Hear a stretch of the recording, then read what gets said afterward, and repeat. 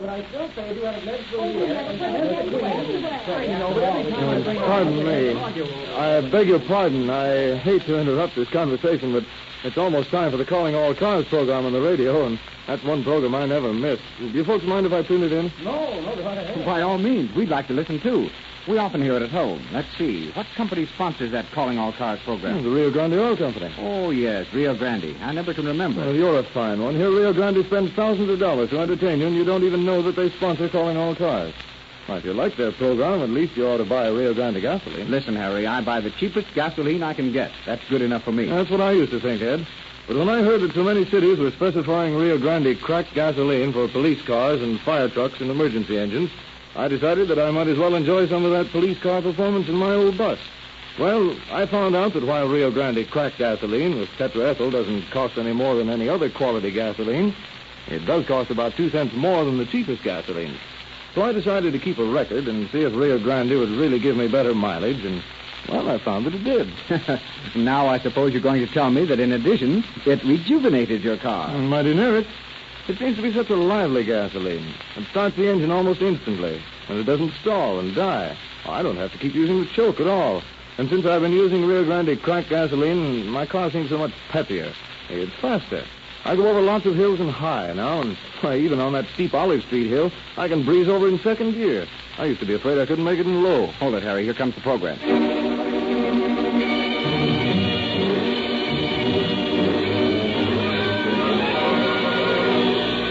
Calling All Cars, a presentation of the Rio Grande Oil Company, starring Evelyn Knapp, lovely blonde motion picture actress, in the role of Mrs. Doddridge. Los Angeles Police calling all cars. Attention all cars. Broadcast 52 regarding a murder.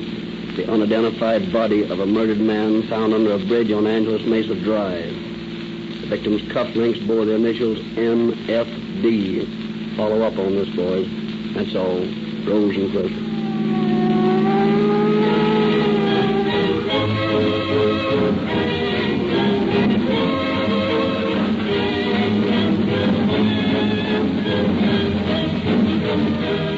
It is now our pleasure to present Chief James E. Davis of the Los Angeles Police Department.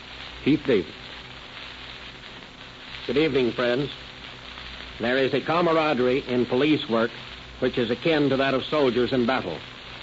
When you have spent long hours with your brother officer attempting to solve the apparently insoluble, when you have perhaps even faced death with him, a feeling of fraternity is created that is one of the greatest compensations in police work. And this camaraderie is not listed to the members of any single force, but often extends to officers of other cities. In the case you are about to hear tonight, the circumstances of the crime threw me in contact with an inspector of detectives in Oakland. His name was Bodie Wallman, and he was a mighty fine detective. Today, he is chief of police. The contacts I had with Bodie Wallman while working on that case made for me a lifelong friend. Tonight's case is as much Bodie's as it is mine, so I have asked Bodie to say hello from up north. Friends, I am proud to introduce to you my comrade and brother officer, Chief Bodie Wallman of Oakland.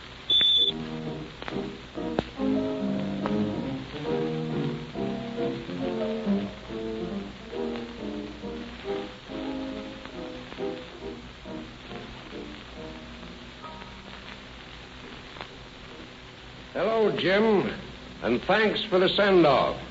Good evening, friends of the West. I feel honored to appear on Calling All Cars and to contribute my part to this program, which I feel is such a definite factor in educating the public to a keener appreciation of its friend, the policeman. Our work never ends. We are figuratively and very often actually on duty 24 hours a day. If the vigilance of your policeman relaxes, if he is suddenly stopped performing his multiplex duties, the result would be chaos, a picture too horrible to dwell upon. But your policeman will not let you down. The type of a man who guards the peace of your communities is called to a high purpose. He is proud of the responsibility you place upon him. He is worthy of your trust. I will not say anything regarding the case you are about to hear dramatized, excepting that it was a pleasure to work on it with Jim Davis. And now, there is a company of splendid actors awaiting to tell you our story. On with the show.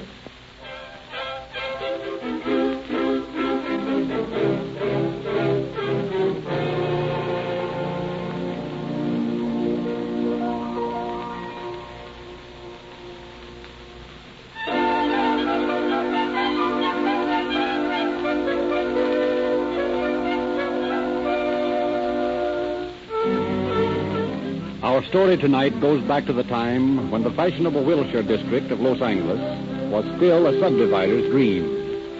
And the proud streets and broad boulevards that are today lined with smart shops and beautiful mansions were a desolate waste of empty lots, intersected by unused streets, studded by lonely, albeit ornate lampposts. One bright October morning, a street sweeper, pursuing his relatively easy task, shoves broom and cart toward a real estate office near the corner of Bronson and Country Club Drive.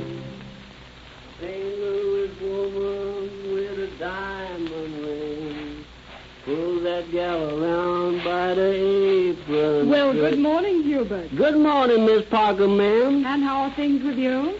Well, you know, Miss Parker, I don't like this job much. I think I'm going to get me a new one. Places is too far between out here. This here job gives me... Oh, Miss Parker, for the love of heaven, look here. What is it, Hubert? Do you see the same thing I think I see down there in the gutter? A hat with a bullet hole in it. And a blood-stained floor mat from an automobile. Yes, ma'am. That's just what I thought it was. Don't leave me here, Miss Parker. Oh, where y'all going? I'm going to call the police.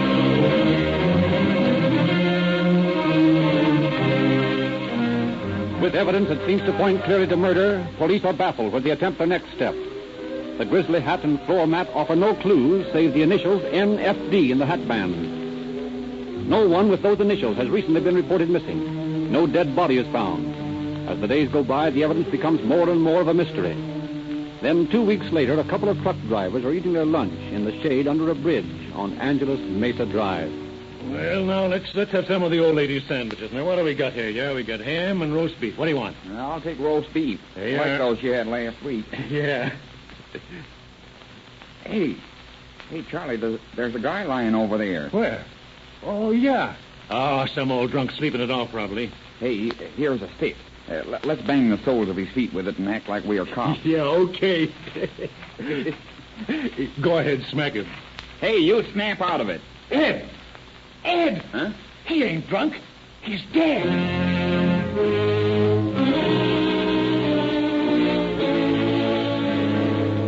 The two astonished truck drivers call the police, and the body is quickly taken to the morgue. Chief of Police Louis D. Oakes assigns Detectives Davis, Longevin, and Klein to handle the case. They discuss their meager findings in the office of the homicide detail. They certainly didn't leave us much to go on. I should say not. A .380 slug from an automatic and a gold cufflink with the initials NFD on it. NFD? Now, wait a minute. That sounds familiar, Jim. What do you mean? Now, just a minute while I look through these old reports. Yeah, it is. What? Remember that hat that was found with a bullet hole in it out on Country Club Drive a couple of weeks ago? Yes. It had the initials NFD in the hat band. Well, so far, so good. We now have the victim in his hat.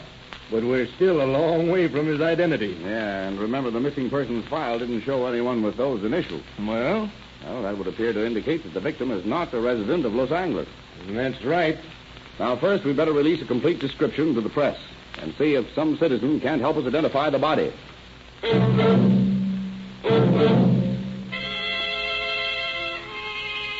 This suggestion of Detective Davis is quickly acted upon. The following morning, papers carry the description and request for identification to every part of the state. Shortly after Inspector Detective Wallman of Oakland arrives at his office, a very excited young woman enters. Oh, Inspector, I just read in the paper. I need your help. My husband... Now, just a minute, ma'am. One thing at a time. What did you read in the papers? Oh, this piece. Oh, about that body found in Los Angeles, yes? I can't tell you. You can't tell me what, ma'am? Oh, come on. You came here to tell me something. What is it? I'm afraid. Oh, I'm afraid it's my husband. Your husband? Well, what makes you think so? Oh, it says here in the paper that they found initials on a gold cufflink. Yes, the initials were NSD. Those are his initials. What is his name? Nicholas F. Doblik.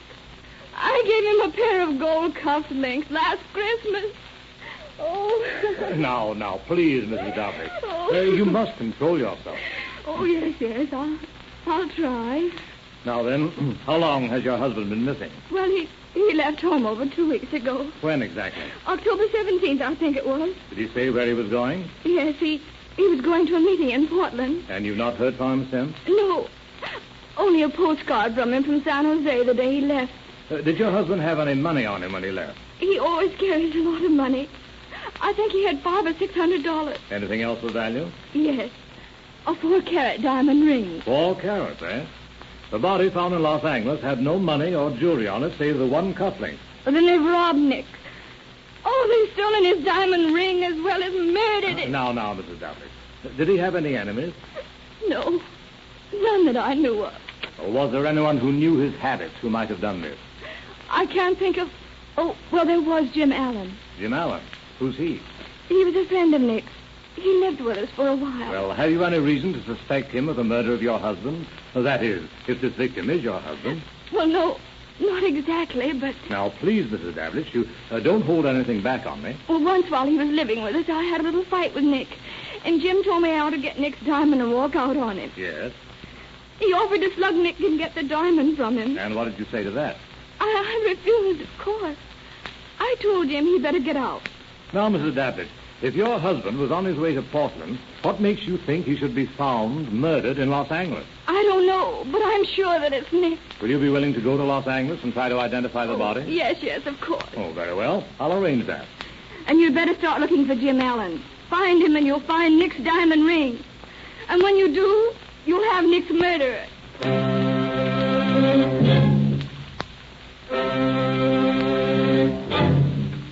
Mrs. Doblich is taken to Los Angeles, where she identifies the cufflink and the clothes as those of her husband. A few days later. Operator, get me to the police station, and hurry it up, please. Police Department. Sergeant Keller speaking. This is Edward Warren, manager of the Oakland Motor Company. Yes? A man's in my place here trying to trade me a diamond ring for an automobile. Yeah? He seems in an awful hurry. It looks mighty suspicious to me. Well, you stall him along, and we'll send a couple of men over to talk to him.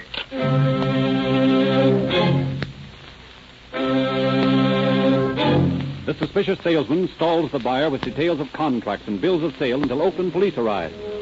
They escort the protesting suspect to headquarters, where Inspector Wallman questions him. What's your name? James Allen. And where do you live? With my wife on Mariposa Street. Now, look here, I'd like to know the reason for this outrage. I haven't done anything. No one's accusing you of doing anything. We just want to ask you a few questions. You must admit it's a little unusual for a man to attempt to buy an automobile with a diamond ring. Now, where'd you get that diamond? A friend of mine gave it to me as security for some dough I lent him in a poker game in Emeryville. Have you ever been in Los Angeles? Yeah, a couple of times. Were you in Los Angeles a couple of weeks ago? No. Do you know Nicholas Doblik? No. Your name's James Allen, isn't it? That's right. Well, Mrs. Davlich says that one James Allen is a good friend of her husband. Well, maybe so. There are more than one James Allen in the world. Well, Mrs. Davlich's description of her husband's diamond ring fits this ring here. Well, there are lots of identical diamond rings, too. Yes, but isn't it a coincidence that another James Allen would have another diamond ring identical with the one worn by Nicholas Davlich when he was murdered in Los Angeles? Say, I don't know what this is all about, but you can't pin a rap on me for murdering a man I never heard of. Allen, your story doesn't sound right to me. I'm going to hold you on suspicion. Personally, I have a very strong hunch that you murdered your friend, Nicholas Davlich.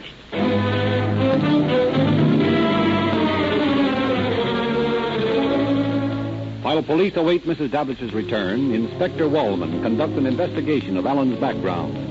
Detective Flynn is reporting some of his findings to his superior. Well, Bodie, I got some more dope on that guy. Yeah, what'd you find? I've been talking to Mrs. Allen. I found out several interesting things. First, Allen is an alias. His real name is Forrest Cecil Mingle. Did you check him in our records under that name? Yeah, but he hasn't a record here. However, I've already sent to the Department of Justice in Washington to see if they have. Good. What else did you find? Mrs. Allen's brother has been running around with Allen. But he disappeared a couple of weeks ago. What's his name? Jack Bowen. Got a record? No, but he's been in the Navy. Oh, in the Navy. I've already sent to the Navy Department for his fingerprints and description. Fine. What else? This name in Allen's address book. Chester Stone, North Gower Street, Los Angeles. Better get Davis in Los Angeles to look up this girl, see what she knows about Allen. Yeah, I'll do that right away.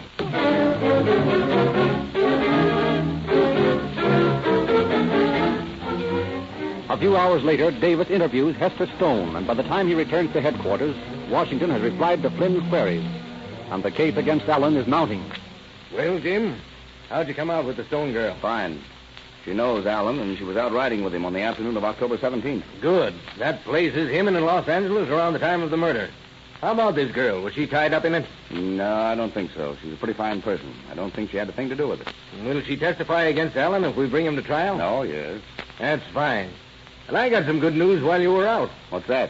Allen, under the name of Mingle, was sentenced for life to Oklahoma State Penitentiary in McAllister for murder some years ago. Yeah? What kind of a murder?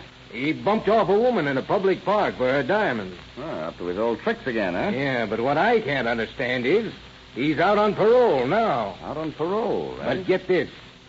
He admitted to Wallman that he had been gambling when he tried to pull that alibi about possessing the ring. So on his own confession, he's a parole violator, eh? Right. And if we don't send him up for murder, we'll send him back to McAllister for the rest of his sentence. Well, that's some consolation. Yep. But I want to send him up from here. And so do I.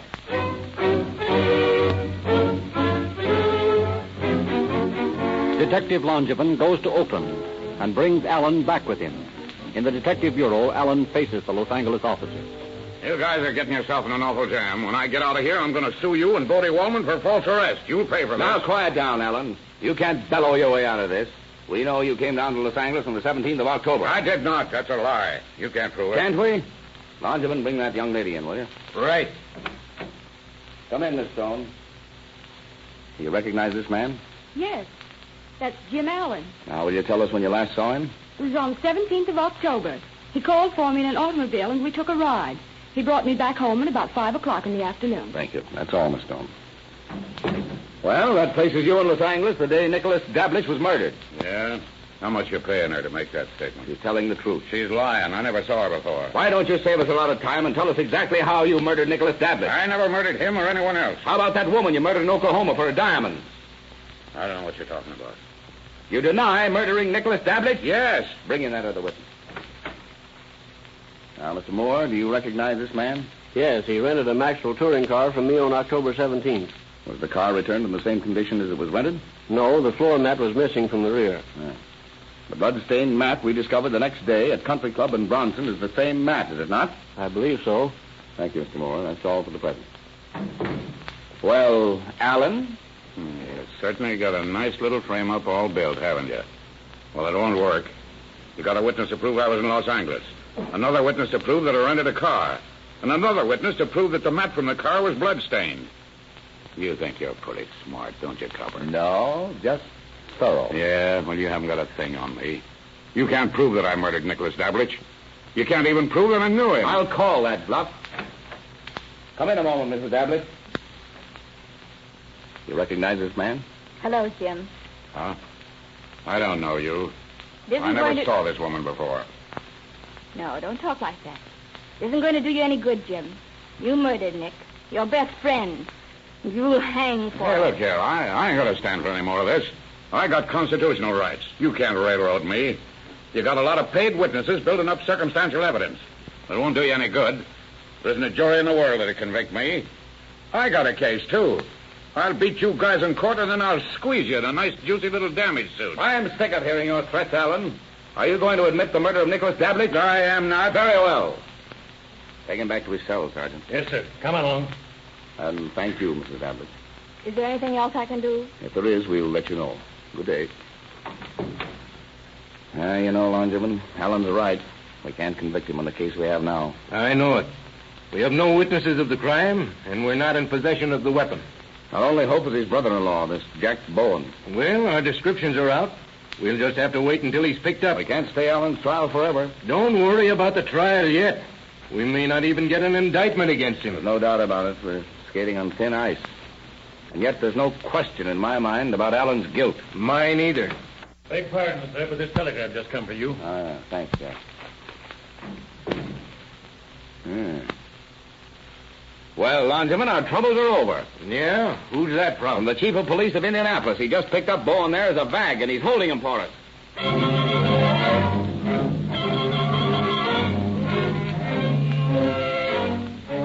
Herman Klein goes to Indianapolis for Bowen. On the long train ride back to Los Angeles, Klein continually tries to get Bowen to talk, but fails. After their arrival in Los Angeles, Davis offers to take over the questioning by himself. Hour after hour, throughout an afternoon and evening, all that night, he pounds questions at the taciturn Bowen. Both men are haggard, worn. In their shirt sleeves, they sit facing each other across the desk, hour after hour. Finally, as the black squares of the windows, which had yawned above them all night, are turning to gray and becoming less ominous. But you were in Los Angeles on October 17th. I wasn't. You can't prove it. I wasn't in California. I've been in the East for 3 months. Listen, Bowen. We're both tired. All right, then cut out this third degree and let's get some sleep. Third degree? Have I so much as touched you tonight? No, but... You think because I'm making you sit up all night asking you questions, I'm giving you the third degree? Don't you suppose it's as hard for me to stay up thinking up questions as it is for you to stay up thinking up lies? I'm not lying. You are lying. You said that you'd been east for 3 months, but you weren't in Los Angeles on October 17th. You lie. Your sister, Alan's wife, has stated that you were living with them until about the 20th of October. Esther Stone has stated that she went riding with Alan and another man whose name she didn't know on the afternoon of October 17th. Now, you were that other man. I was not. Esther Stone has identified Alan. She's described you. She'll identify you when she sees you. All right, come on, Jack. Start talking. Let's get this thing over and call it a day. You know you were here on October the 17th. Now, come clean. Well, all right, I was down here. Alan and I went riding with the Broad. That's all true. And how about the murder of Nick Dablitz? Listen, I don't want to think. You're not thinking. You're just saving your own neck. You're getting some sleep for yourself. Because I can assure you I'll sit here until you tell me the truth if it takes 3 months.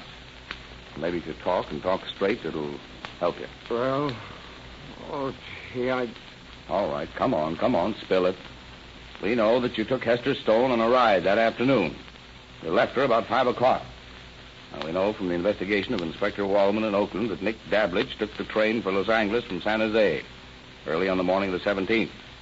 You arrived in Los Angeles at 8:10 that night. Now, you and Alan met him at the train, didn't you? Yes. Well, then what'd you do? Well, Alan told Dablitz that he had a swell dame he wanted him to meet. Dablitz was all ready for a party, so we started out from the station. We drove for a long time till we got way out on Angeles Mesa Road. Yeah? Well, Dablitz was suspicious, and he wanted to know what was the big idea, if this dame lived in San Diego or what. Yeah? And then, just about that time, Alan said, "All right, Nick, give me that diamond." He made a grab for the rock. Dablitz started to fight, and Alan whipped out the rod and let him have it. Where's that gun now? Hidden behind a shelf in Alan's garage in Oakland. Right. All right, what happened after you shot Dablitz? I didn't shoot him. Alan did. All right. What happened? Well, and Alan stuffed Dablitz into the car, and we drove out onto a bridge, and we dumped him over. A little further on, we looked around the rear with a flashlight, and we found Dablitz's hat and that floor mat, so we threw them out. But I didn't know anything about it. What do you mean you didn't know anything about it? I didn't know Alan was going to bump off Dablitz. I didn't even know about the ring. Alan just told me he wanted to take Dablitz out on some lonely road and beat him up. Why? I don't know. I guess he had a grudge against him or something. All I did was drive the car. Well, that was enough. Yeah, but don't you see, I'm no murderer. I wouldn't have done it if I'd known what Jim had in mind. I'm on the level. Oh, listen, you won't send me up for murder, will you, Lieutenant? You got to promise me that. You got to promise me. I can't promise you anything.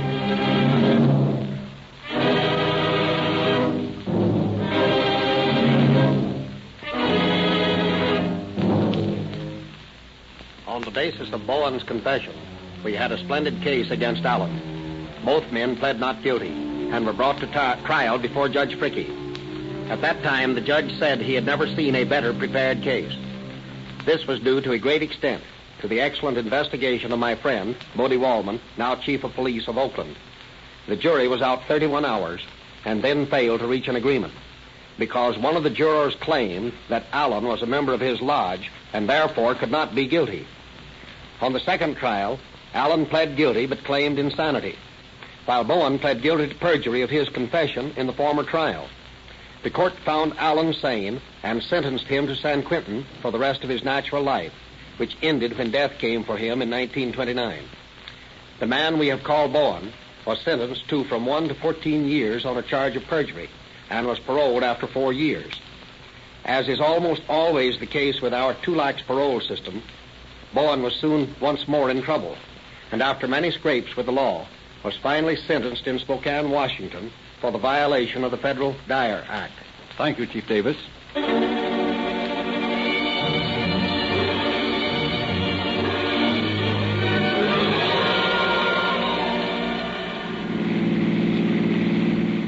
Los Angeles Police calling all cars, attention all cars, cancellation broadcast 52 regarding a murder.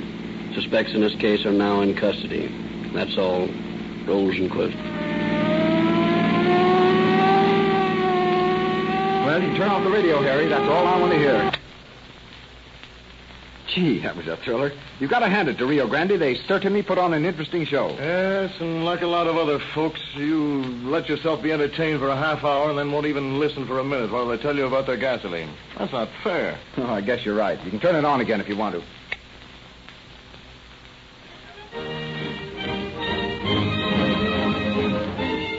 Police cars need greater speed and greater power than ordinary automobiles. That's why so many cities in California and Arizona have made competitive tests and selected Rio Grande cracked gasoline for their police cars, fire trucks, ambulances, motorcycles, and other emergency engines. Why should you be satisfied with anything less than police car performance in your own car? You can get Rio Grande cracked gasoline with tetraethyl, the same gasoline that police cars use, at the independent Rio Grande service station near you. It costs no more.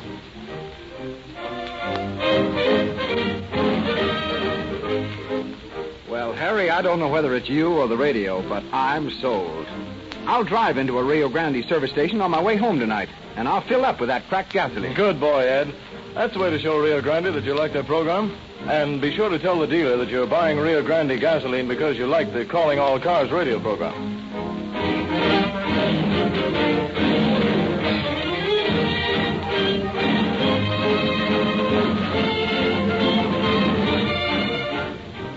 Calling All Cars, based upon authentic confidential police files, is written and produced by William N Robson. This is Frederick Lindsley, speaking for the Rio Grande Oil Company.